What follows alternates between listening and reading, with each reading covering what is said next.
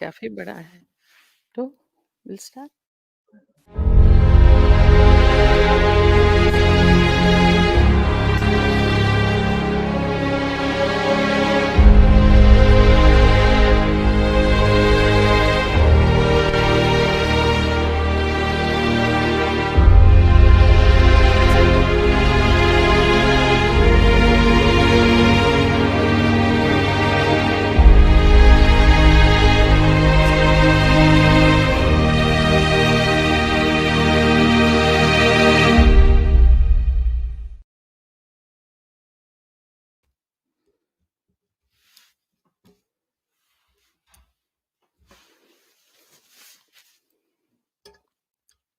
Hello, everybody there. Good morning. Today, this is a third in series of webinars we are going to conduct further. And this is about the gender-based violence. We have from the Ministry of Women and Child Development sort of instructions that we have to conduct, like a sensitization program and do some activities which sensitize people to eliminate gender-based violence from the society. This is a humble, effort from our side, from our university, who has given me the responsibility to do, take up this job. So I'm doing it. We have categorized our main theme into four sub-themes, which basically deals with, like gender-based violence. I mean, the difference between the law and the justice delivery system we have completed on the first day, and we have had a very, very, good speakers. A lady from, the director of the chairperson of NCW, and then we have had a person from human rights, initiative, and then we also had people who have been, victimized by acid attack. So the survivors we called here, they were linked here, and then there was a director from Chow Foundation. Secondly, we conducted, we have had a very great two ladies over here who dealt with the policies, programs, constitutional, various laws available to us, which are directly linked to the, violence against women who are trying to protect, which really provides protection to women from all this violence. So Mamta Raghuveer from, spoke on POXO. Very, very, very, important issue we discussed on that day. And then Professor Vasanti Numishakavi from Nalsar spoke about various laws and the gap between the law and the delivery system. We need to fill up what to do, what strategies to be adopted to give a safe space to the, girl child here. Now, in the same series, I also have thought of, there is a strong contribution from cultural practices to promote this gender based violence in society. The private sphere is where the, home, where the violence, um, really initiates. It is our socialization process. The differences in bringing up our children, male and the female children, and how the whole matrix, cultural matrix, really, promote gender based violence silently and gets normalized. The whole violence gets normalized. I remember, on this occasion, a great Kate Millett and Simon de Beauvoir, who rightly observed that it is because of the power structure, the patriarchal power structure, or the maybe capitalist power structure outside in the public sphere, which are really subjugating women, oppressing women, and then this discrimination is continued and then taking, roots, have taken roots in our whole societal structure. One is not born but becomes a woman. You know how Simone de Beauvoir explained it, and what Kate Millett says. The whole sexual politics is the politics of patriarchy. So it is here we need to have the same hammer what the second wave had started, the hammer to really smash patriarchal power structure here.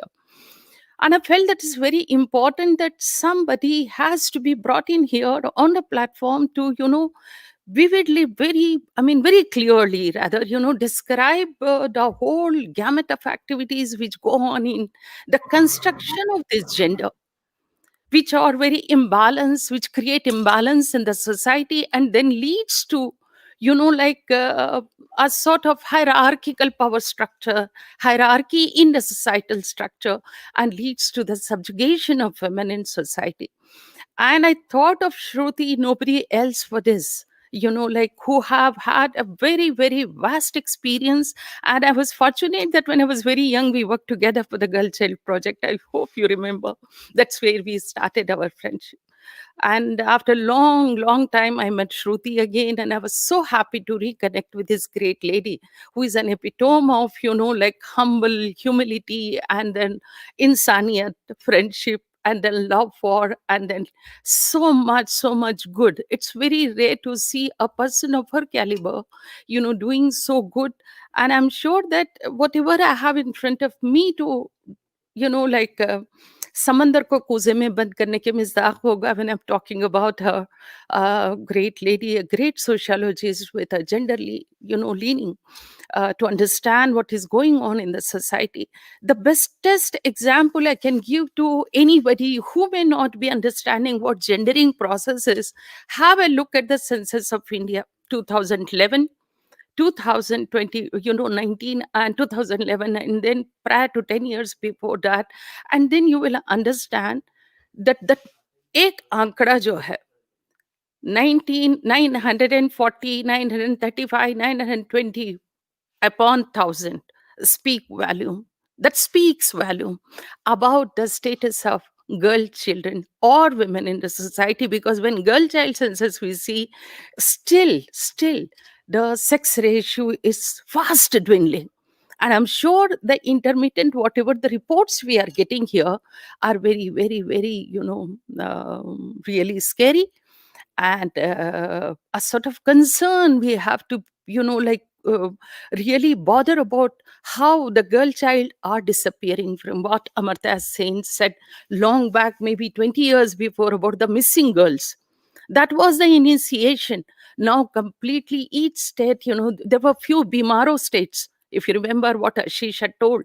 Now that the whole India has become a sort of red with the blood of girl children, it's here that this is where the GBV gets, very much expressed here, that where the girl child stand. We are not allowing, annihilating the whole, life from the earth. The girl child is not supposed to be living here, cannot take birth. Mother's home is not the safe place. She is second to God. Mother is second to God. But is she? Has she not got, entrenched into the web of social pressures, cultural, pressures, so that she becomes the killer of her own child? She becomes the source. Maybe somebody else may be pressurizing her to give up, annihilate her. This is where the situation is an occasion that we really want to observe this day to eliminate and talk about cultural matrix and the GBV. So I welcome Shruti. I want to really give a short profile, a brief profile of Shruti here. She is professor and head department of Sociology, Center for Advanced Studies, Savitri Bai Phule. Earlier it was Pune University. She's also director Euroculture, Erasmus Mundus sponsored Masters in Euro Culture program, co-coordinator Social Sciences, MHRT sponsored Teaching and Learning Center, SPP University, Pune. She has an MA, MPhil, PhD from University of Pune, now called Savitri Bai, I told you, Pune University. See, look at her profile. You will be impressed that she got 10 awards, including 4 international awards. Erasmus Plus Staff Mobility Award, awarded in 2017 to visit Middlesex University, Hendon, UK. Sau Pratibha Kulkarni Award for Excellence Women Professor Marathi Sociological Congress, Visiting Professor OISC University of Toronto, Canada, Sarai CS DS Studentship to work on cities, pre um, Okay, this is Pre Matai Kamtekar Award for Activism, Janu Sangatana from Pune, and then she also got SE PHIC Safis Award to attend extended workshop for young historians at Dakar, Senegal, West Africa. The UNESCO ISA Award to attend the first ISA International Laboratory for PhD students. This is, see, from 2000 to 2017, she has, she has been conferred with 10 different awards. She has teaching experience of 30 years. At present, she's professor and head in department of sociology. She was visiting professor OIC University of Toronto. Okay. And then she has, just now I said that she has also administrative position like coordinator for social sciences humanities teaching learning center sponsored by MHRD, elected member of the managing committee Indian Sociological Society 2018 onwards, executive board member and secretary research committee on social movements, International Sociological Association, member managing committee ISS Indian Sociological Society, member advisory committee CARE UGC committee. Wow. Chair board of studies in sociology Savitribai Phule University, member RR SPPU Pune 2016 and 18 between, member research and recognition committee SNDT University Mumbai, member research and recognition committee North Maharashtra University Jalgaon. She has completed a very major research project, international collaborative sponsored by Canadian Social Science Research Council and Toyota Foundation.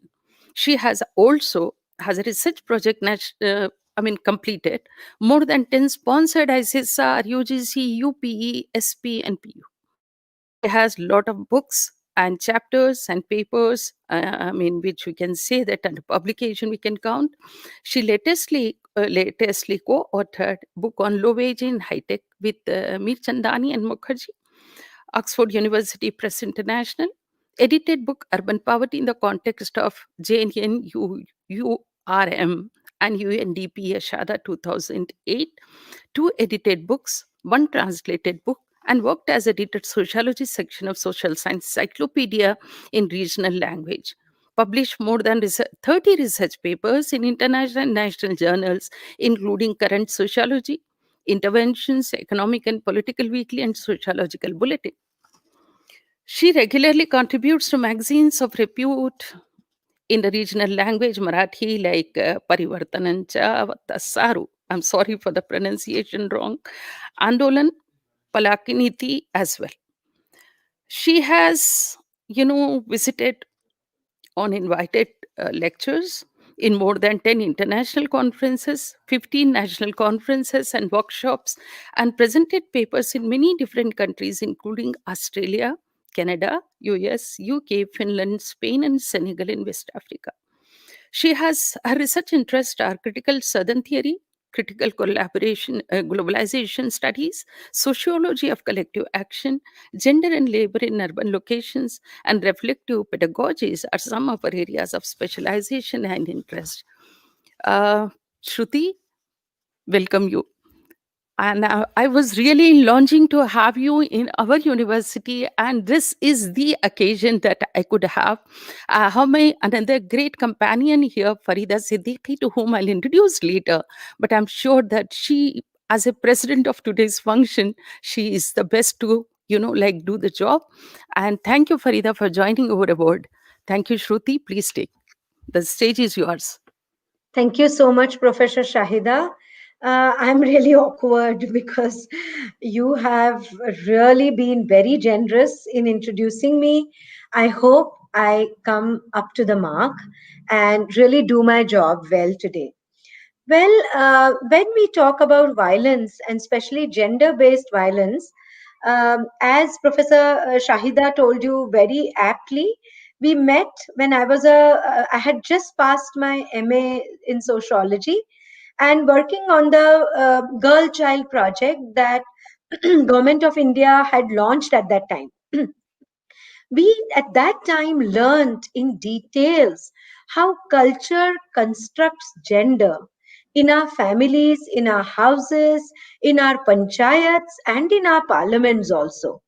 So, when we talk about gender based violence, me as a sociologist would just humbly try to drive your attention to the way in which our own parents, our own self perception, our own mind tells us about who we are, how culture constructs our bodies, how culture constructs our personalities, and how the wider play of power in the society, which we call as social relations, also creates a matrix, as Professor Shahida has very correctly worded it, cultural matrix of gender based violence, how that matrix is constructed at the wider societal level.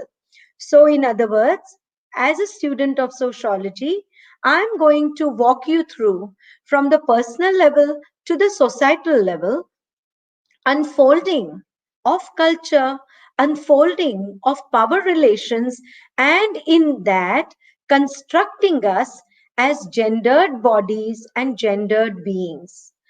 Now, it is not really the whole story of human existence that women were always bound by bodies, that women's destinies were defined and decided by and controlled by their bodies. There was a time, anthropologists always tell us, that women's bodies were seen as enabling. Women's bodies were worshipped and respected a lot because of their reproductive powers.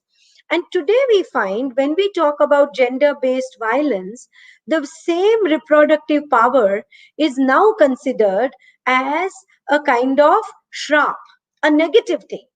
Because you can reproduce a child, you should be controlled. You should be imprisoned because you're a bad body. And why you're a bad body? Because you can reproduce a child. So it's become exactly the other way around now. And therefore, I'm going to walk us through a PowerPoint presentation. And if I leave something out, Professor Shahida, please point it out to me. So, with the chairperson, Madam Farida's permission, I would now get to the window of showing you my PowerPoint presentation. I hope we can do it correctly. I hope I can manage it on my.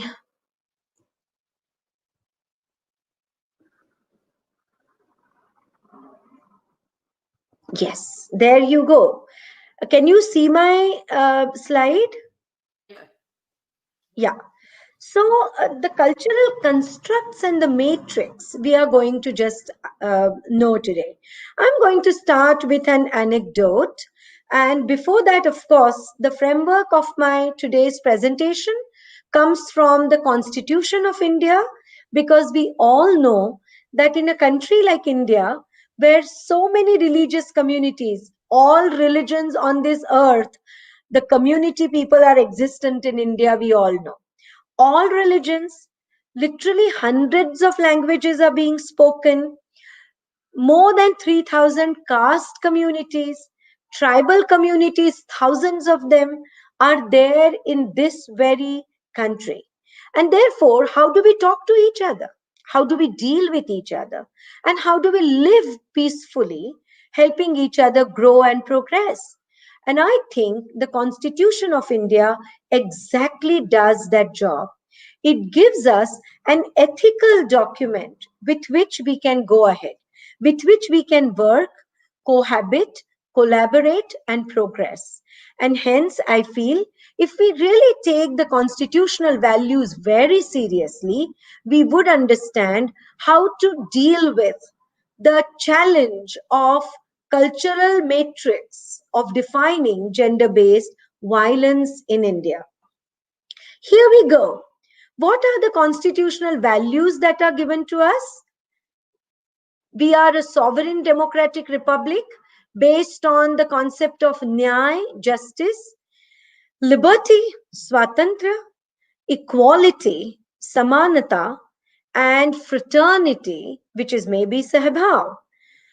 Are we really practicing these? And therefore, I would take you to an old Maharashtra sect called Mahanubhav sect and its fable. And the fable reads like this. I'm sure you might have heard about it.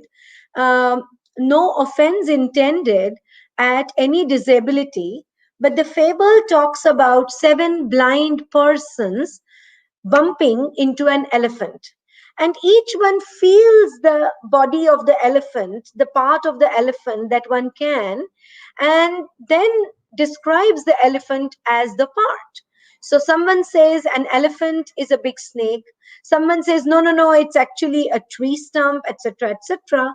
And Mahanubhav sect fable tells you that we, as students of all the disciplines, are like these blind persons. We fathom only a slice of reality and we think this is it. So, my appeal today is to open our minds out of our own disciplinary boundaries, our own professional designations, and think humbly with open mind about why women are being tortured so much in a country called India, which has such rich and long cultural heritage, and yet we can't even behave like human beings. I think we need to have an open mind, as the Mahanubhav sect fable tells you, to approach reality. Indian society, as I have already pointed out, is the second name for pluralism. And I remembered an anecdote since Professor Shahida told us that eminent legal experts have already talked about the gap between law and reality or the implementation about gender based violence. There was this lady called Bhavri Devi in Rajasthan who worked as a sathin to stop child marriage as per the law passed in India. And at the village level, her job was, if she got to know that a child marriage was being fixed, she should go there, convince people, otherwise, lodge a police complaint and stop the marriage, which is what she did one fine day. The only thing is, the marriage was being contracted in the upper caste family, and therefore she had to go through a mass rape, a gang rape, in front of her own husband in the farms in her village. And I'm really proud that this resolute, brave Bhavri Devi faced the torture, the gender based violence of rape, and still walked up to the taluk place, the district place, and pleaded the doctors, please examine me, I am raped. And the doctors kept on saying no. No police complaint was lodged immediately. No medical examination was done. But husband and wife both stayed together and they went believing in the Constitution of India, in the principle of justice and the principle of equality. Finally, on the third day, the medical examination was done and the case was finally launched. She was a government worker, a Sathin on a project. Remember, and still, she was just implementing the law, and still, this happened. But the worst was yet to come. In the Jaipur High Court, the judges said that look at the cultural construct.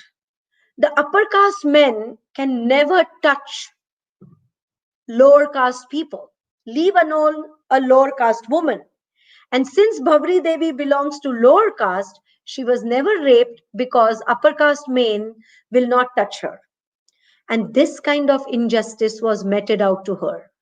So the hiatus between the law which is passed and the actual justice that can be accessed by women is too large in a country like India.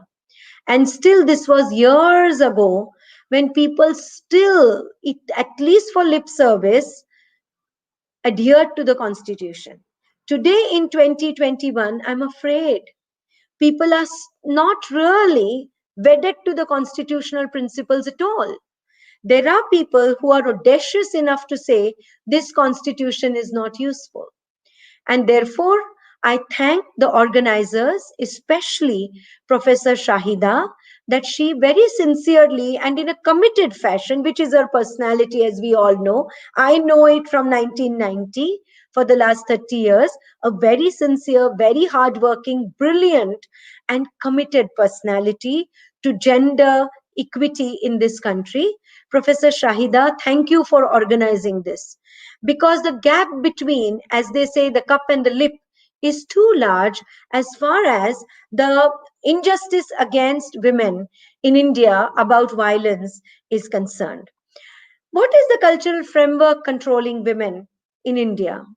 Overall, as Emin Srinivas points it out in a book edited by Neera Desai and Maitreyi Krishnaraj, the old strong women of women's studies in India, Emin Srinivas writes that uh, the patriarchy, the ashrama system, the varnashrama dharma of Hinduism, the rebirth doctrine of Hindu dharma, and Manusmriti define the moral cultural framework controlling the minds of men and women. I'm afraid, dear friends, today the same cultural framework is controlling not just ordinary men and women, but even our lawmakers, our biggest of the big powerful people sitting in offices, including judges, including lawyers, including business personalities and industrialists and teachers and professors and our vice chancellors across the country. Because people like me sit on inquiry committees when sexual harassment cases come to us. And unfortunately, we see that the cultural framework is still controlling not just women, but entire societies. And that cultural framework is made by patriarchy, a system under which not just women's bodies are under the control of the men in the family and the caste and the kinship, but women's labor, women's sexuality, women's decision making, women's property, everything is controlled by men. And this patriarchal framework mindset even controls our universities. So, women vice chancellors is a still rare thing, we all know, because somewhere we think women cannot make decisions in spite of having so many good women queens across the globe, so many women, rulers, so many good women bureaucrats, and still patriarchy controls our mind in multiple ways. What is culture, friends? As a sociologist, I would tell you culture is the system of beliefs that we use for our food, our subsistence, our livelihood, and our thinking. Our perceptions are defined by this glass called culture. And culture in India, not just in India, even in the US, look what kind of horrible comments Trump used to make about women journalists, women officers, and even actresses. Horrible, isn't it? Cheap comments. US president making those comments because of patriarchy controlling his mind. Men and women are not bad, but their minds are being controlled by certain frameworks, and patriarchy is that framework. Women should not own anything, women should not control anything, women don't have good brains to take decisions, women should be subordinated. That's the patriarchal, way of thinking. Religion is another framework. Unfortunately, feminists across the globe would tell you all religions, unfortunately, don't respect women in one way or the other. Yes, we can compare religions, that in a certain aspect, this religion is better. But all in all, most religions have been really unjust to women because they believe in controlling women's body and women's mind. They think that women cannot think. They believe that women cannot have decision making capacities and women cannot lead. There are sects and there are castes which give us beliefs that again control our minds to control women. Class system also is there. So, in Western countries now, there is law that all corporate houses, 50% decision making positions should be given to women. A law had to be made in Western countries also. And the other part today, don't forget, which is controlling women in every way, including violence, is globalization. And today's globalization is neoliberalism. Remember, when Islam spread to the entire world, that was also globalization of ideas. When Christianity spread, that was also globalization. But the globalization that we have today is neoliberalism. And neoliberalism believes in making women who commodities to be sold and consumers who should be bombarded with goodies. Okay. Nation states also control our thinking about women. India में ऐसा होता है, Saudi में वैसा होता है. We are African nation, we should do this. We are USA, so we have to. So there are these extremist tendencies taking us to radical nationalism, and then there are statements. Very recently, I saw a statement of the Rashtriya Swayamsevak Sangh chief Mohan Bhagwat saying that marriage is just a contract between husband and wife.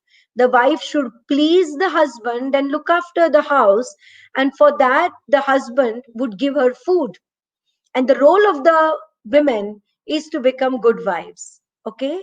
And there are radical nationalistic tendencies which also control women, because if it is said that Hindu Rashtra must have women as mothers, then a certain notion of my body as a woman is thrust upon me, right? That's the whole thing. The concept of violence itself needs to be reformulated. This is my humble submission today to the August gathering. When we talk about violence, for example, here, gender based violence or violence against women, we are thinking about bodily violence first. But I'm going to draw your attention to other kinds of violence. And when we talk about gender based violence, these other forms of violence are culturally constructed, culturally programmed, and that's why they are being practiced every day in our houses, in our neighborhoods, in our schools, and so on. What are those? Let's pay attention to those. Complete negation, of a woman. Just denying. So female feticide. जन्मने के बाद लड़की को मार डालना. Complete negation. If you are alive, then complete negligence. How many children you have? Mother talks only about sons. She doesn't even count her daughters. Complete negation. Third, verbal violence. In Maharashtra, there is one of our members of parliament, Supriya Sule. I think in 2013, she ran a big campaign. Many girls, when a girl child is born, she is named as Nakushi. What is Nakushi? The one who is unwanted. So the name of the girl itself, formal official name in the school, is also Nakushi. Why? We don't want you. And this verbal violence that girl has to bear through every day. Everyone will call, Nakushi, go there, fetch water. Nakushi, take the bakri for grazing. Nakushi, Nakushi all the time. You're unwanted. Verbal violence. So Supriya Sule ran a campaign of changing names of these girls. Many of them are 40 plus. Many of them are 18 plus. And the MP, being a member of parliament, she facilitated the legal procedure for changing their names and asked them, what name would you like my child to take for yourself? You are a human being. You're not unwanted. Verbal violence. Symbolic violence. Many times, violence is not direct. but through culture. When you ask a man to sit on the sofa and the woman to go inside in the kitchen, that is symbolic violence. And that is gender based violence against women. When you ask a girl, cry, cry, someone has died, you should cry like a good girl, symbolic violence. And not just that, when you tell a man, don't cry, even if your most beloved person in the world, your mother or father, has died, symbolic violence. Gender is constructed by the society, and there is symbolic violence in the making of gendered bodies and gendered beings. Next is economic violence. So, हमारी बेटी की शादी में हमने 40 लाख खर्च किया. क्या किया? Lehenga, jewelry, diamonds, great feasts, sangeet, mehendi. But what is the economic violence? That girl in her name doesn't have even 5,000 in the bank. Tomorrow, if God forbid, but if something goes wrong in the wedding, in the marriage, she will be out on the street within a minute and she won't have anything to fall back upon. Economic violence. Nutritional violence. You know, in India, majority of women are anemic in all castes, all religions, all economic classes because women don't eat meat. अगर घर में chicken बनता है या mutton बनता है, लड़की और औरतें करी खाती है और पीस बचा के रखते हैं बच्चे के लिए, लड़के के लिए, शौहर के लिए. Nutritional violence.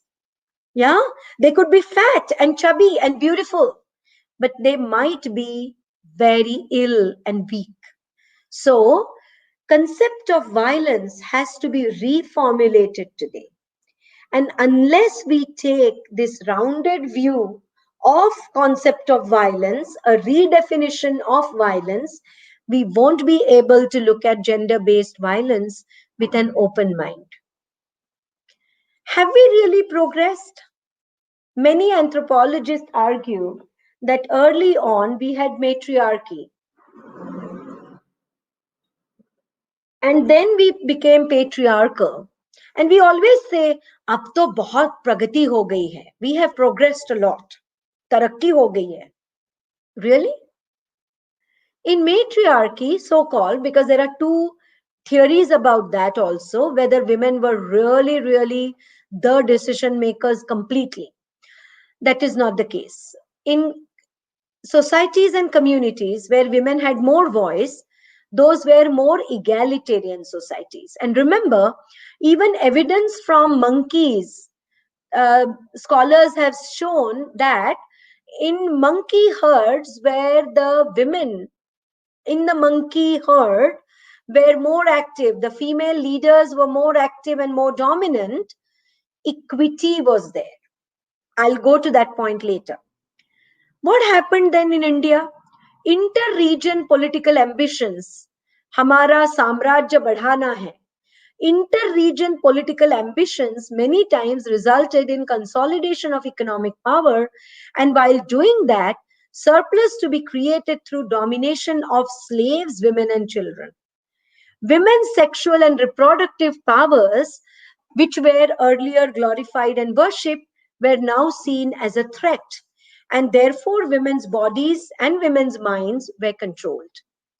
Sexual violence in that point of time emerged as a weapon of control. And till date, I'm so sorry, even in 21st century, even in 22nd century, sexual violence is the weapon of control. Abuse, atrocities, heinous crimes, where nowadays in Hathras we have seen, in Khairlanji we have seen in Kathua, we have seen in Unnao, heinous crimes, or Delhi case in 2012, there is not just humiliation, but there is killing of that girl. And that kind of control and that kind of weapon sexual violence is used now as. And the worst part in sexual violence is humiliation to the girl, to the victim, and impunity to the perpetrator. That the perpetrator can get away even after raping someone. Remember the member of Legislative Assembly, the MLA of UP of Unnao? He could literally manage to kill, burn alive the victim, the proud, brave girl, proud about her dignity as a human being, who complained about the man. And still, she was attacked, her family was killed, her father was killed, and finally, she was killed, right? Impunity. So, that kind of uh, level of cultural framework which allows men to get away. कुछ नहीं होता. Women are exploited, and there is gender based violence, as I'm trying to tell you, through labor exploitation also. And on the slide, I have typed 3, 4 things. But, friends, I would like to ask you, what is missing in labor exploitation here? When women are exploited as laborers, they're also raped and teased and sexually abused. In the White House, American President Bill Clinton, you know, his own assistant, Monica, complained of repeated rape in the house itself. What does that mean? Labor exploitation is also sexual abuse and exploitation. Gender and career opportunities. Again, you find, as patriarchy says, there's control over sexuality, mobility, property, and decision making. Women's bodies are also being controlled all the time. While anthropologists actually tell us that the whole progress of the humankind was based on weaving, farming, dairy, house building, preservation of food, which women invented. We have the same brain, and only nature had made one small difference regarding reproduction. But gender based violence is in the form of telling us you are not worthy of anything. तो तुम किस काम के नहीं हो, नालायक हो, you know. So that's why that is also violence.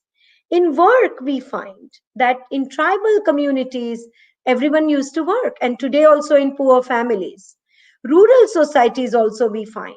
In urban society and in so-called modern societies, there is a new creation, housewife. As I told you in a recent video clip I saw on TV news, that Mohan Bhagwat said, RSS chief, that a wife should please the husband and look after the house. This is the modern creation, friends. In pre-modern period, in feudal period, in Middle Ages, there was nothing called housewife.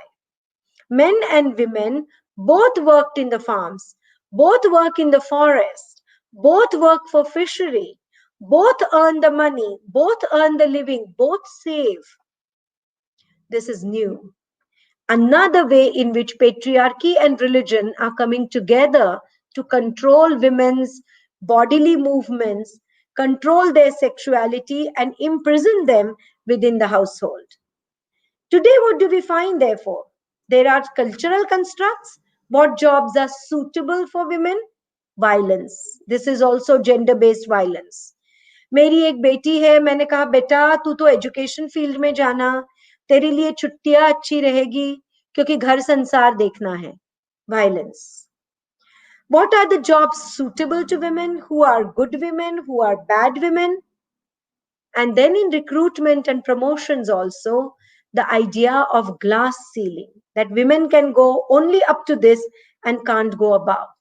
Or feminization of labor, that more and more low level jobs, even in the most advanced capitalist countries in the world, are assigned to women. Tell me, in the US, how many presidents have been women? Zero.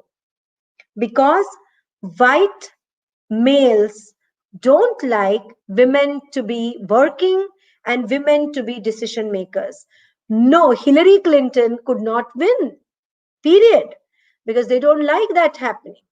In India, at least, we had our great Prime Minister, Mrs. Indira Gandhi, working as a very able, efficient Prime Minister. And we also had Pratibha Patil as our president, you know. So we did have, and so did Pakistan and Bangladesh and Sri Lanka have. We are called poor countries, third world, you know, backward. But well, we accepted women prime ministers as elected leaders much before Britain accepted Margaret Thatcher as the first prime minister, and US still doesn't have any woman president. So, we should remember that this is also gender based violence. What about development? What do we mean it actually? And we actually talk about development in terms of problems of women. Whenever you talk about women in our curriculum, it's about women and sati, women and feticide.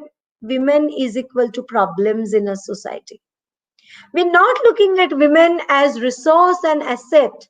We look at women as adage, appendage, and problem. This is violence. This is also gender based violence, friends. Again, when we talk about gender, we are not even talking about, you know, third gender even terms. So is there any space to think about various genders? When we talk about gender based violence, we should be talking about violence based on genders, isn't it? Plural. Actually, development means to have some potential and allow that to bloom. Are we really allowing women in India to bloom?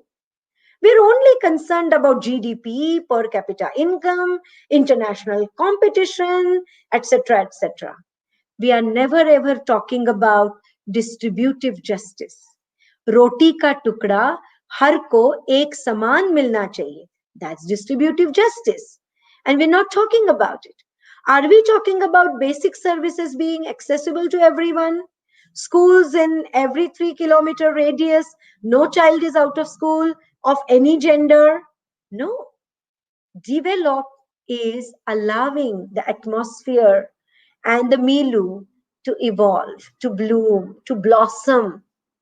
If we do not look at development like that, that is gender based violence too. What is today's world? Divided by inequality, united in some kinds of communities. Some communities are old, like my religious community, my sect, my church, or my caste. And some are new communities, like Shahida, Professor Shahida, and me, are bound by this commitment to gender equity, this commitment to academic excellence. This is a new community beyond caste, religion, gender, anything, right? So today's world is very interestingly paradoxical. And let me tell you where gender violence really starts. If you're a girl, you are shown, I hope many of you would know what this picture is talking about. This is the famous song number from the popular film called Hum Aapke Hai Kaun. And what is the dream given to the girl? Look pretty, look beautiful, get married very early, right? According to the family. Whatever the family says, there you should get married if you're a girl. What is the dream for a boy? Papa kehte hain bada naam karega. Again, another popular song number from a film in the 90s. What does that mean? If he is a boy, he has to earn well. And many boys tell me today we are looked at as ATM machine. And if you're a girl, you have to look beautiful and get married. If you are slotting your girls and boys from early life like this, obviously we are in a situation with gender based violence in the most warm, safe setting called the home. Our family starts gender based violence, friends.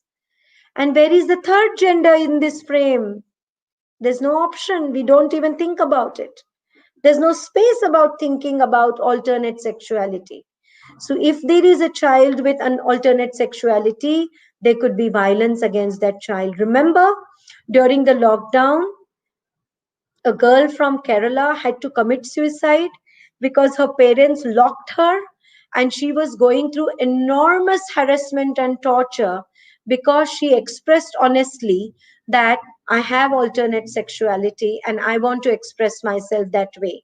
I'm not a girl, I want to become a boy.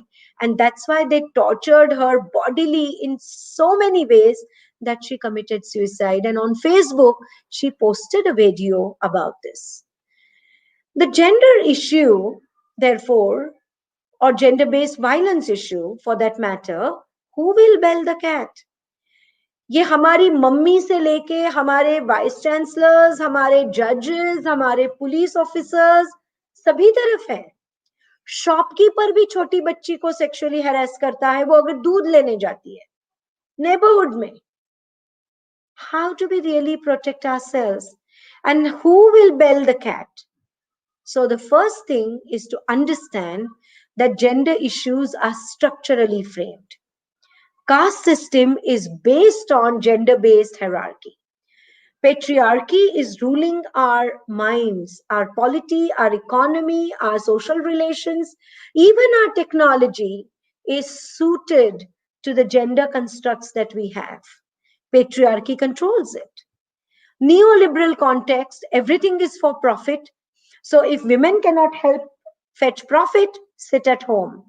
Remember, CMIE published a report 2 years ago that 37% women are losing jobs, leaving jobs on their own. And most of the women who are sitting at home are highly educated with specialized degrees, but they're not doing a job. Why? Patriarchy and caste and neoliberalism come together in imprisoning women, and this is violence. So, a pay packet given to a man for the same job is higher than the pay packet offered to the woman. So, the ससुराल वाला से आप घर में बैठो, घर गृहस्थी संभालो, बेटा हमारा काबिल है, कमाएगा.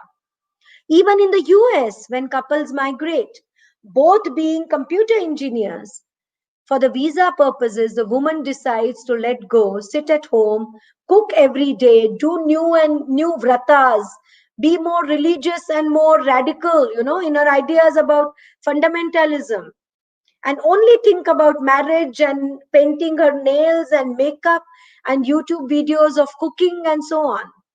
And the man goes for work. So, patriarchy, neoliberalism, caste come together, and feudal values and mindset, औरत पैर की जुत्ती है, are still reigning our mind. So, in the 21st and 22nd century, we are in a very funny situation where our technology is up to the mark, progressed, but our mind is still controlled by caste, patriarchy, and feudalism. So, I'll give you one horrible example. Maharashtra is supposed to be a developed state, but we have a district called Bid, and there is a film which has come out about this issue that they found thousands of women there are without wombs. Sabki hysterectomy ho gayi hai. Kaise? Because they are sugarcane cutters. The richest parts of Maharashtra are with sugarcane farming. And what is the gender based violence of that prosperity? That poor people from drought prone Marathwada area, which is adjacent to Andhra and Telangana, thousands of people go for cutting the sugarcane in Pune, Sangli, Kolhapur, Satara, Western and Southern Maharashtra every year for 6 months or 8 months. Since the couple goes away, there are rapes happening all the time. One. Two, everyone the woman says, I have periods, menstrual cycle. I cannot come for cutting the sugar cane because I have bodily problem. And three, the woman can conceive and beget children. So, after getting early marriages, child marriages, and two children before the age of 30, thousands of women have been forced to undergo hysterectomy. Friends, this is height of gender-based violence, because we all know the uterus is not just the womb producing children. It also gives women protective hormones, protection against many things, like heart attacks. And all that is cut just for money by the doctors, and just for family honored by patriarchy and caste, and just for feudal values, because meri aurat pe attack hua to look how caste patriarchy, neoliberalism, and feudalism come together in harassing a woman and causing gender based violence. Whenever we talk about Indian women, we talk about Devi, Ma, Kali, all of that. I think that's the Bollywood image. And we all know Bollywood image and reality when we visit Taj Mahal is always different.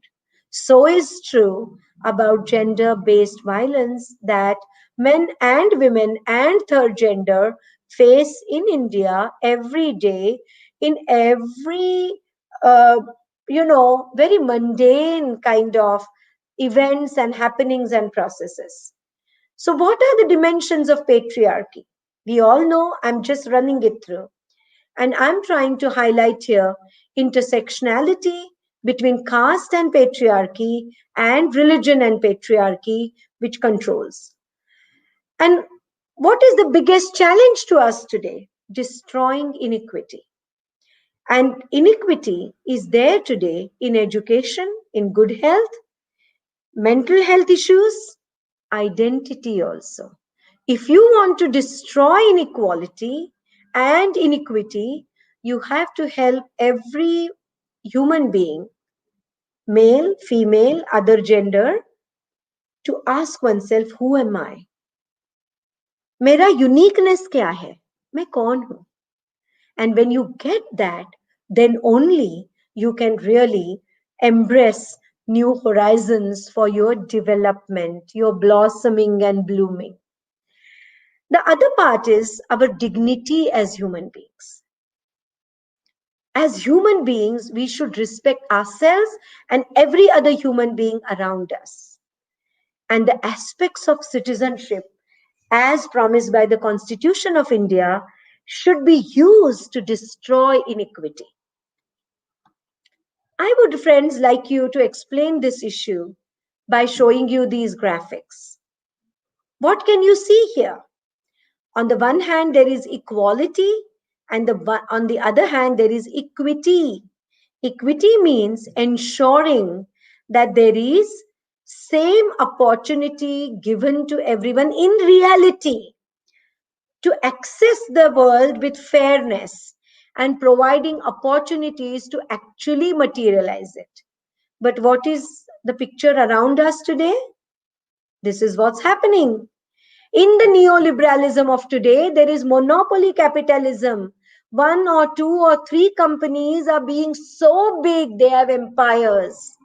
वो clothing में भी है, किराना में भी है, grocery में, fruits vegetable में भी है, पेट्रोल में भी वही लोग हैं, वही लोग दाल भी बेचते हैं, वही लोग फाइटर प्लेन्स में भी हैं, सब कुछ वो लोग करते हैं, टूथपेस्ट भी उनका है और बॉम्ब भी वो बनाते हैं. The point is, monopoly capitalism, unfortunately, is our vastav today in India. And in that, socially underprivileged sections will not be really valued at all, even as humans. So you can see the third picture there on the right hand side, where the most socially underprivileged, the young child here in the picture, is in fact pushed down by digging a hole, not even being allowed to stand on the same ground. What is the way forward? I'm coming to my end. Madam Chairperson Farida, I'll finish in 3 to 4 minutes. So we should look at maybe community as a unit and strength and limitations of community also. Uh, Sorry. Dr. Shruti Tambe. I think we can take some questions from the Yeah, audience if sure. Professor So Shahida is permitting. I'll just finish in 2 minutes, and then we Okay, can, ma'am, if you permit me. sure, sure, sure. Go ahead. Okay. So, couple as a unit has some positive points, but couple as a unit has some negative points at times. Can we work with communities to make them more just and more egalitarian? Can we not avoid the problems of US, UK, Canada, Australia, where too much of individualism is also causing trouble? Can we work with our own communities, strengthen them, and make micro resilient communities as one of the way forwards to deal with gender based violence? जब मोहल्ले की दादी नानी मौसी खाला नजर रखेगी और बोलेगी मत मारना उसे मैं देखूंगी नहीं चलेगा maybe that's a way in which community can help combat gender based violence. अरे वो लड़की है क्या हुआ स्कूल भेज उसे जब नानी दादी कहती है तब थोड़ा माहौल बदलता है and especially I would urge adolescent boys and girls we should work on because from that's where role change is possible. Social exclusion is the reality today, and we need to work about social inclusion. And for that, we have to really work on the psychological, cultural, and social aspects, as Madam Shahida has rightly pointed out. What are the challenges and promises? We are talking about digital world and all the 21st century progress, but we know that poverty is causing black holes of marginality. And therefore, can we not really think about new communities, new democratic ways of dealing with each other than locking ourselves in caste, creed, and so on? And therefore, my submission is to follow the African ideology of Ubuntu, meaning I am only because we are. Unless a man says, I am because you women are there, we will not come out of gender based violence. The cultural constraints, the cultural matrix that defines violence is made by caste, religion, patriarchy, and feudal values and profiteering of capitalism. Unless we break it by the idealistic value system that India already has of community centric attitude and go back to this African saying, Ubuntu, we all should walk together. No one should fall behind. We all are one. I don't think we can go ahead.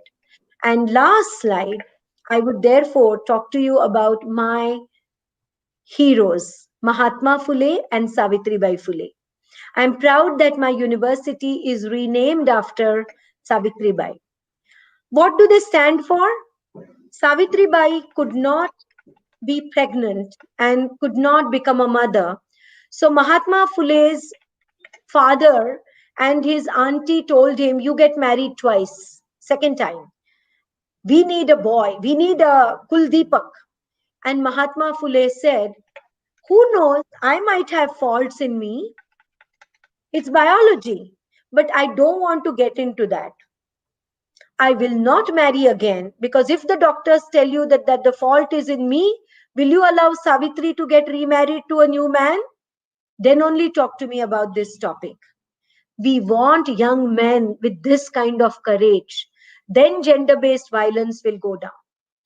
He said, why are we talking about Sati as a great woman who burnt herself alive for the husband? Why don't we have Sata? We didn't have great men who ever loved their wives. What kind of a society we are? We can't call Indian history as great history and glorious history. Mahatma Phule writes this in his book. He started Bala Hatya Pratibandha Gruha in his own house. Why? There were cases where his own friend's sister he found is running to commit suicide because she was pregnant and she was a child widow. Someone had raped her. and she was pregnant and she didn't know what to do. She wanted to kill herself by jumping in the river in Pune. Mahatma Phule caught her hand and said, "Sister, don't do this. This is a crime and a sin. Come to my house. You are my sister." Not one. He actually brought home more than 20 women of all castes, but mainly Brahmin women. And what did he say? "Live here. We will feed you," with his own budget. He and Savitri Bai looked after them. They delivered the child. Savitri Bai was the handmaid. And the child was kept by Savitri Bai and Jyotiba in their house. And the woman went back to her family. The courage in 1850 to do this in Pune, Orthodox city, look at that. Another thing Savitri Bai did all alone. She organized the strike of barbers in Pune city against tonsurement of widows, because a child widow had her head used to be shaved, okay, to make her ugly. And Savitri Bai said, "No, death of a man cannot bring this to a woman. This is violence. Don't do it." Lastly, always Jyotiba and Savitri Bai said, Stri and Shudra are humans, not subhumans and animals. That was another thing. And lastly, Jyotiba always showed true companionship with Savitri Bai in starting the school, in leaving the family house, and in everything. I wish all of you luck in your great efforts to stop gender-based violence. When we say gender-based violence, is not just women rapes against women or eve teasing or anything. It's about all genders. There is violence against men also. When we force a man to only think of himself as a breadwinner, careerist, not cry, not read poems, not be himself. It is gender-based violence when we don't allow alternate sexuality people to express their sexuality. When we attach reproduction and sexuality to each other and constrain people. Culture is deeply entrenched in individual minds and social minds. But we have had people like Mahatma Phule and Savitri Bai. When education for women was banned, they started a school. And that's why I'm so proud today that Professor Shahida is the chief organizer, Professor Farida is the chairperson, and I am a speaker, all three women. It's only because Mahatma Phule and Savitri Bai had the audacity of thinking against established culture to imagine a new future. And I invite all of you to also imagine a new culture without gender based violence. All the best to all of you. Thank you, Manu, for giving me this opportunity.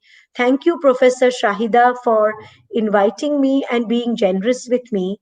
Thank you, Farida ma'am, as a patient chairperson, allowing me to speak. Thank you. Shruti, you did a great Thank you very job. You much. did so much justice with your, the topic, what we have given you, the whole team. I knew that this is the perfection, I expected. And then of you, from you, and then you did.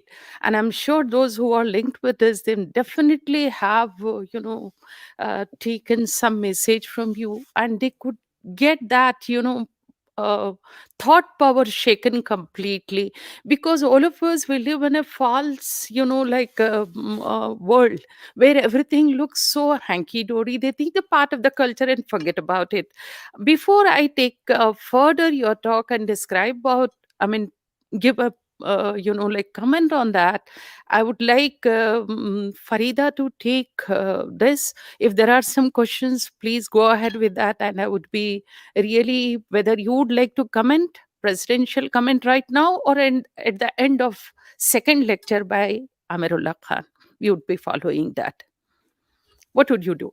Are there some questions? Then we'll take up. Uh, Farida. no, thank you very much, Professor Shruti. I just wanted I just wanted to know if there are questions from the audience. Otherwise, I'll talk in my There seems to be only residential address. positive points, what I can see here. Lot of appreciation to the speaker, Coming. Okay. the expert today. I don't think. Yeah. Okay. Okay. Thank you. Okay. At the outset, I'll thank hugely, profusely Professor Shaida for organizing this talk and inviting me to chair the session. I'm feeling literally privileged to be hearing Professor Shruti. You know, I'm a student of economics, and these kinds of lectures are always very uh,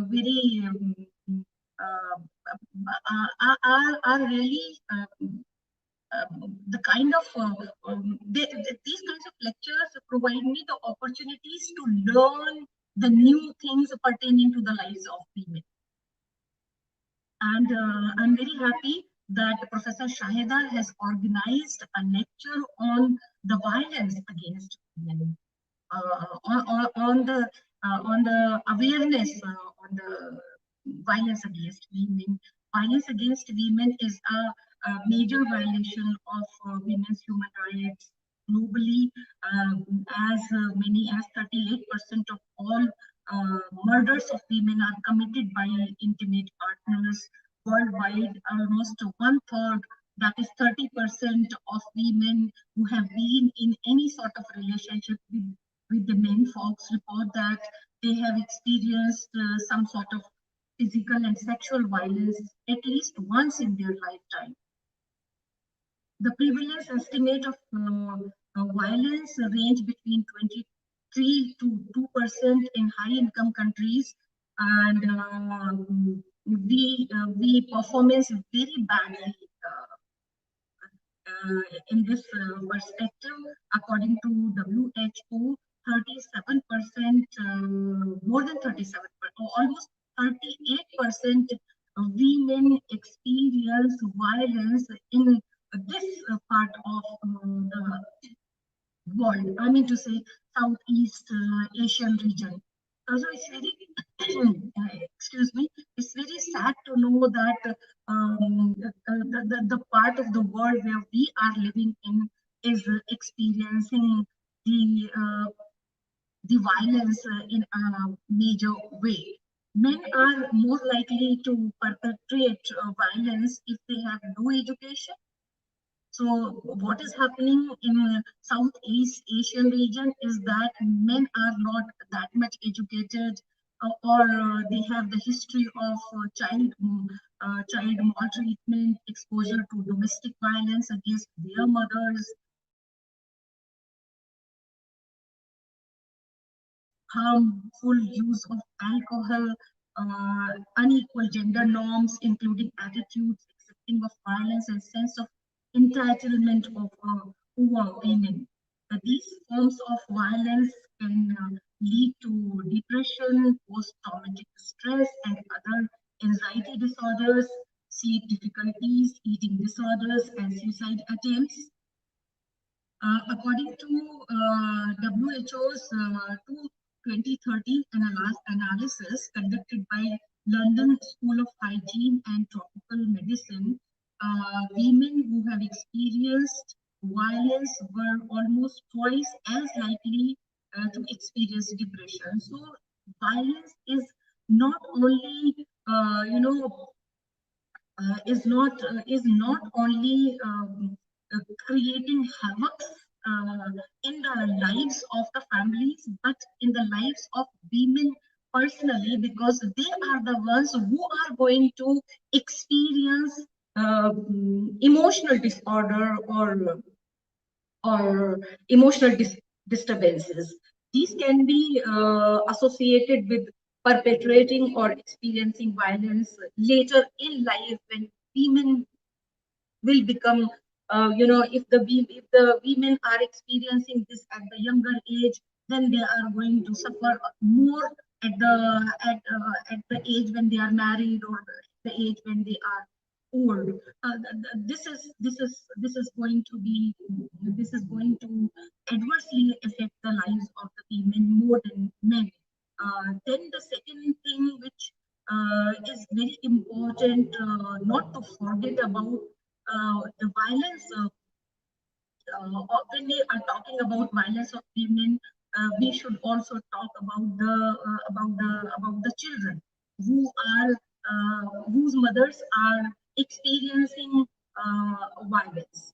These children grew up in families where there is violence, and they are going to suffer a range of behavioral and emotional disturbances equally, equally the way their mothers are experiencing or are going to experience. They can also be associated with perpetrating or experiencing violence later in life. They will also going to do the same as their fathers have been doing. Another important dimension of violence is social and economic costs. Violence is violence on women will have ripple effect throughout the society, because women who suffer isolation, inability to work, loss of wages, lack of participation in regular activities, and limited ability to care for themselves and children. So the society as a whole is going to be adversely affected if the women in the society are confronting with violence or are facing violence more in the society. What are the factors responsible? The factors responsible is, as per today's lecture, culture. Professor Shruti has unfolded so many important dimensions of the lives of women pertaining to culture. She began with the women's bodies. Even I used to wonder when we, as Indian, as Indian women, keep thinking about this dualism in our society when the women are being worshipped. They are called the Devis. And I come from Uttar Pradesh, where the young children, young girls are also worshipped by the other family members. So at one point of time, these women as girl child are being worshipped, and when they grow up, or even if they don't, they are going to see the violence. So this dualism is very disturbing in our society. I'm glad that Professor Shruti society. Although there are constitutional provisions to protect the rights of women, but as Professor Shruti was talking about, uh, the constitutional provisions like liberty, equality, and all that is giving us everything, but even then women are not getting their due because of the patriarchy, because of the ongoing or prevailing mindset of the society. So Professor Shruti was talking about caste, class, ethnicity, pluralism, and she was she was very nicely addressing the issue of cultural framework when she was talking about patriarchy, and I am happy that she raised the issue of religion. And uh, but I have certain issues on religion here. I would like to. Yeah, it's okay. She is. She she was talking about Manu Smriti, and because of that particular thing, of MANUU Shruti, the women are being treated like this in society, and religion also is playing a big role in it. You basically talk more on Hindu religion, but you did not touch the Muslim society. You were focusing, I think, more on Hindu society, but not on Muslim society. Perhaps because of certain issues, you might be not touching. But since you were talking about globalization and the spread of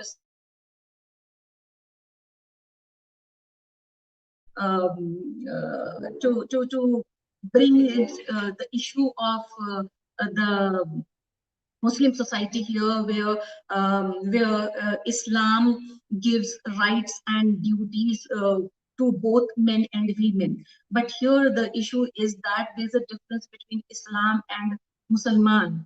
Islam as a religion is giving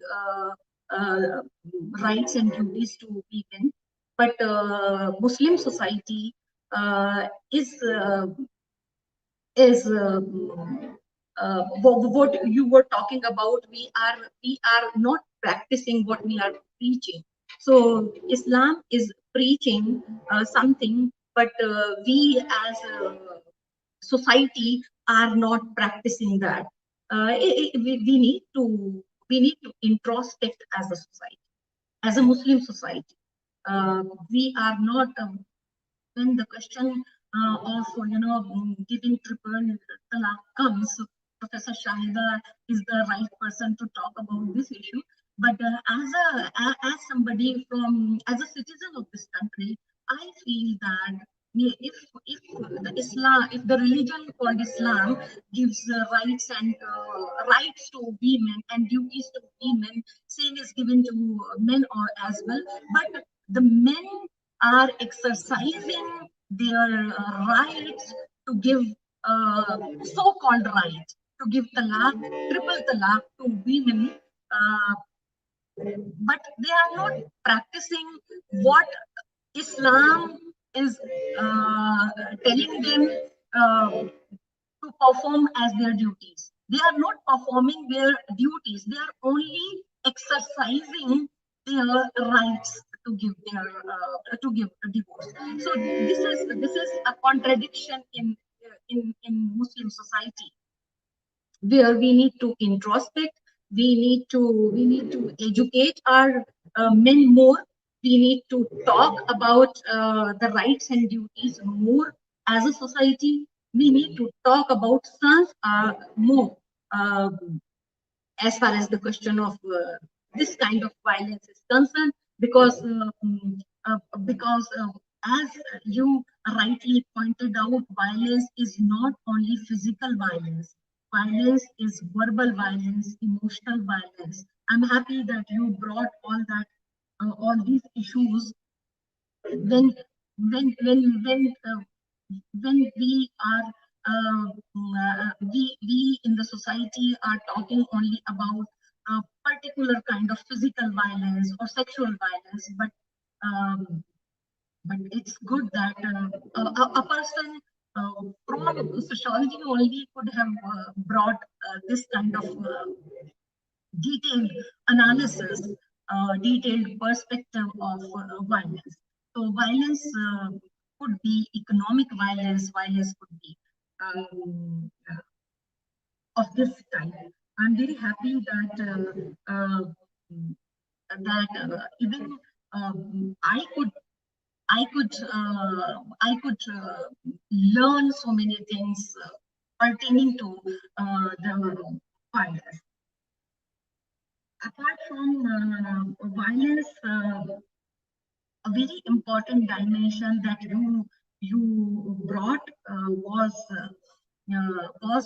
economic dimension when you were talking about surplus which is being created by overpowering men and children. This is very important. This is economic violence when we are educated women and we meet women of all sections of the society. I've seen many women, I know many women who are highly educated, working, are in a white collar job, but because of so many issues, they are into they are they are into this kind of they are the victims of economic violence when the family is taking away all their salaries, and they are not allowed to spend their money according to their own will. You gave the example of Bill Clinton. You gave the example of women feminization of poverty and Savitribai Phule. I'm very happy that your university is named after Savitribai Phule's after Savitribai Phule's name, and we all know the contribution, immense contribution of Savitribai Phule in the field of education. Now I think we need to talk about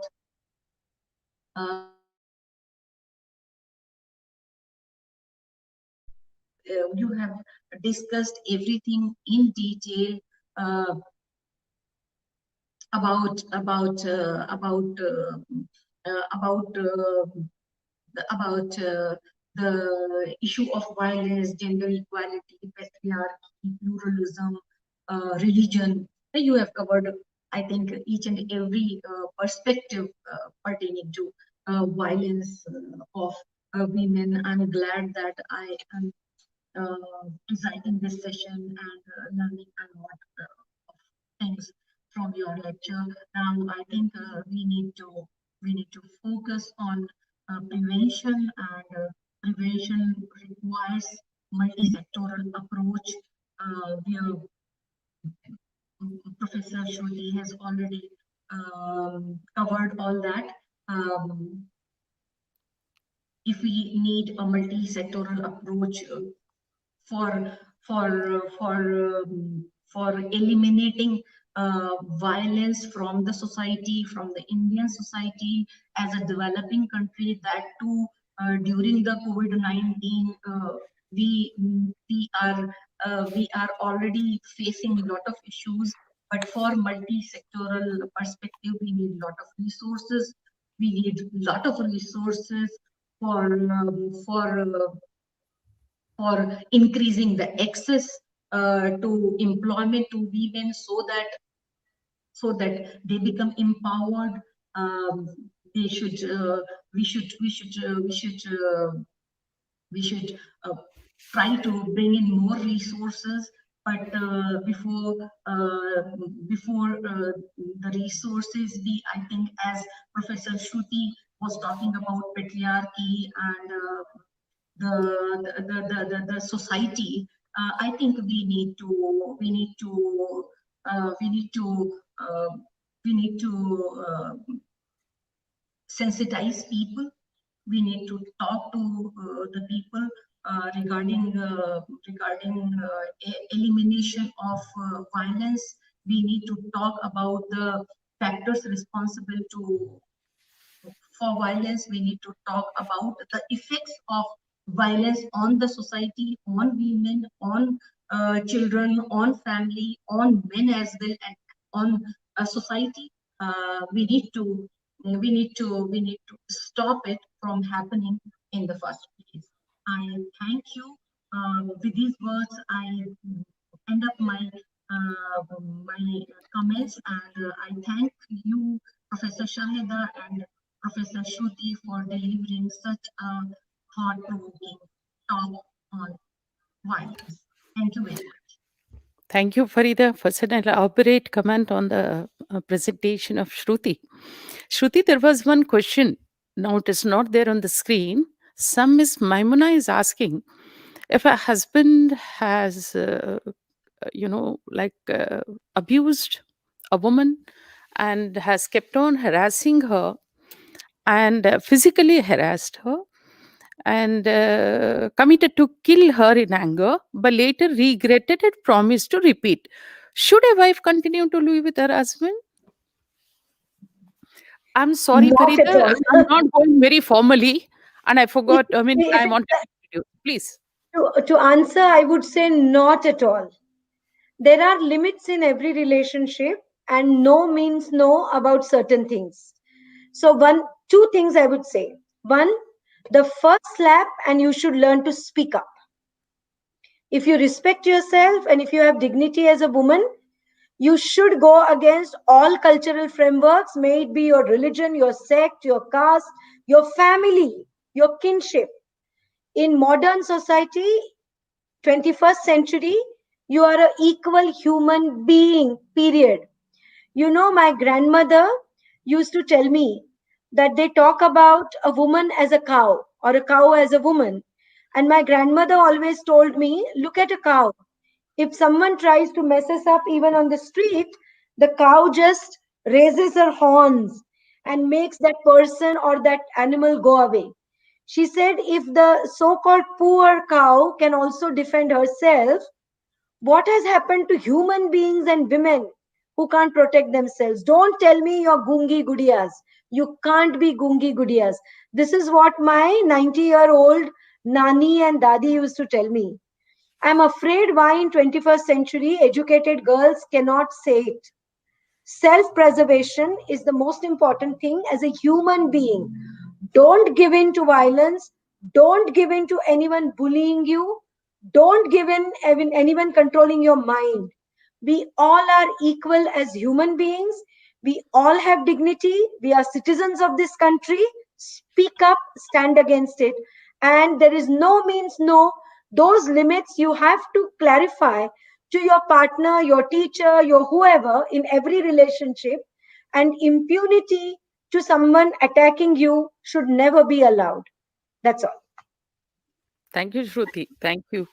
Farida, I thought after Amirullah's lecture, at the end, I will speak about you, introduce you, very briefly, as I No, promised you. But please anyway, don't yes. embarrass me. Don't embarrass me. Not I'm at all. Farida Anyway, Siddiqui. Farida Siddiqui is teaching and heading I'm Farida the Siddiqui, Department of and Economics. And please she, don't do that. okay, earlier she served in Eritrea, Institute of Technology, and Addis Ababa University. She also was associated with National Council of Applied Economic Research, New Delhi. And she worked on various research projects. And also done a PG diploma in Islamic Banking Insurance, Institute of Islamic Banking Insurance, London, UK. Siddiqui's area of research interest includes financial inclusion, inclusion of marginalized communities, economic empowerment of women, Islamic microfinance, Islamic banking. Today, my other partner in the crime, Amir, has disappeared. I don't know, maybe he's a busy man. He was supposed to be speaking today, but since he's a partner, he can always come in the next session. Shruti, I really, you took me back to the 40, I think 30 years we were there when we were working on a girl child project. 1990. Maybe, yeah, 1990. Maybe that you are aware you missed the Devadasi system, the Yeah, I did. heinous I did. crime. Of course, most heinous crime in the name of religion. Cultural religion are really the barrier between them, or the difference is just merged. All cultural practices take, color of religion, and that's easy intoxication. Faith is an intoxication. So women fall first prey to all this, and always the prophetess, again by men, whether it is this and that. Always I tell my student, imagine the perspective how women give to you. I mean, women's studies, Hmm. prostitute is the worst crime. We expect prostitute के बाजू नहीं बैठना है, उसको Hmm. entertain नहीं करना है, तो गाली है, लेकिन उसको बनाने वाला आजाद फिर रहा है. Nobody बिल्कुल. see this. We have to bring it that. And then please, I don't know, Shruti, whether you have, Farida, for you also, and the people who are linked here, there is a practice in Rajasthan, mostly in Rajasthan, molki, molke lena, molki. The women are purchased, bought in exchange of some rupees, a cow. And then she shifted from one man to another, some six, sometimes seven, sometimes 12 men. At last, they will be, born out old people. And then what these wives or so called molki do, married and brought in, but they work as servants, as maids, खेतों में काम करवाते हैं, सब कुछ काम कराते हैं, and then she is sexual partner to many, many, many. The man made her. And then she's resold and resold. This is the very much practice. And we talk of development. We talk of equality. We talk of constitutional rights. We talk of various provision we have. What I say is, with the use of all these provisions on paper, which doesn't percolate down to the reality. It doesn't walk down from the constitution, from the law, from the books on the ground, and then get implemented. There is a huge, huge gap between the law and its delivery system, justice delivery system. And what is needed, that's what I said, the private sphere need to be very strong, where our socialization process has to be very much on equity, equality, and justice based, like elements which are very, very strong. ये अगर factor नहीं है हमारी upbringing में, we ourselves as mother, as father, parent, we are not allowing our son to clean the table, do the house hold chores, ये तो मर्द बच्चा है। और एक और बात है, महाराष्ट्र आंध्रा में ये बड़ी फेमस होती है कि बच्चा झाड़ू पकड़ लिया तो दलिद्दर आता है घर में। This type of dates, like they really type of create, strengthen this gender, based violence. So it should initiate from home. Our socialization process should be on equitable basis. We have to see that, because this is where from here it spills over into the society, it spills over in the public sphere. This is where we need to be strong mothers. We see to it that we really practice what we really teach. And I feel, of course, I myself, I need a lot of courage to break the barriers. Why do we suffer all this discrimination, imbalances, and then at the end of the day, you suffer a lot because you have to be the perfect bahu, perfect wife, perfect daughter? Because of that idealism, you really you scorn in one way, but still you want to fall in the line. You're forced to, you coaxed into that doing. And having said that, I really, Shruti, I want to have in future also, you sometime later again, such an encompassing, such a vast coverage of almost everything you have, brought in here. And as Farida rightly said there, you must have hesitated to speak about the sufferance of particularly the Muslim women. Also, you have seen the huge, of course, there's a huge, what she said, that there is a gap between what is told, what is tenets of Islam, and then the practice of Muslims. We have done research on that also. The triple talaq. Men are men. Men are men. I'm sorry, at the side here, a lot of men are sitting over here, with due respect to them, because they're very good men here, surrounded by, us here. But the thing is, but the reality we can't close our eyes from. So, as you said, that religion all really discriminate. I don't say religion discriminate. It is the practitioners who discriminate. It is the patriarchy which speaks, which malign, which try to translate and what you call the whole Quran or Bible, or the thing maybe whatever the Hindu scriptures. So it is about that, because it is in particular language which we don't speak. So that gets diluted, and that's where the spirit of the religion doesn't get into practice. Thank you, Farida, for coming and joining us. I wished you were here, because there was disturbances while you were talking. It was not so clear, but yet I am really, from the bottom of my heart, I expect both of my friends over there today, all women. Thank you so much. Thank you, Shruti, for, from long, I was waiting for you to be here. And today was the fortunate day that I'm sure the people over there, over here, they have enjoyed what gendering process is, and what are the subtlety in the society which we think it is normal.